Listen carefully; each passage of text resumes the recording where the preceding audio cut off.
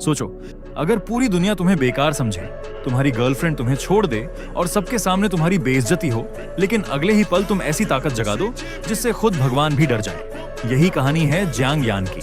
इस दुनिया में हर इंसान के जन्म के साथ उसकी आत्मा में एक रहस्यमयी शक्ति छिपी होती है।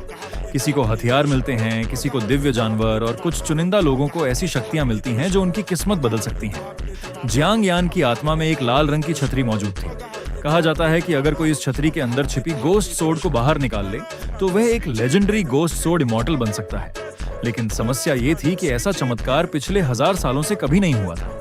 इसीलिए जब डिवाइन ऑफिसर्स ने जियांग यान की शक्ति को जांचा, उन्होंने उसे लेवल 1 गार्बेज यानी पूरी तरह बेकार घोषित कर दिया। यहीं से उसकी जिंदगी बिखरनी शुरू हो गई।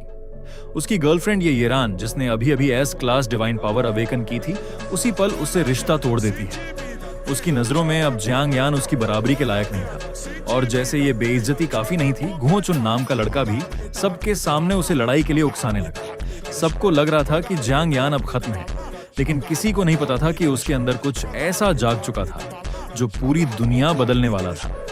उसके अंदर छिपी थी एक ऐसी शक्ति जो 3 लेजेंडरी डिवाइन स्टोन्स द्वारा चुनी जा चुकी थी, और जल्द ही सब कुछ बदलने वाला था। सालों से इस दुनिया में डिवाइन पावर्स ही इंसानों की किस्मत तय करती आई थी। इनकी रैंकिंग एफ क्लास से शुरू होकर एसएसएस क्लास तक जाती थी, और एसएसएस क्लास वो स्तर था जिसे लगभग किसी ने कभी देखा ही नहीं था। लेकिन जियांग यान को इन रैंकिंग से कोई फर्क नहीं पड़ता था। उसके मन में सिर्फ एक बात चल रही थी, मेरी किस्मत कोई रैंकिंग तय नहीं करेगी। एक एक करके सभी स्टूडेंट्स अपनी शक्तियां जागृत करने लगे। किसी को शैडोलेस स्पीयर मिला, किसी को फ्लेमिंग बर्ड, किसी को शक्तिशाली बीस्ट पावर्स।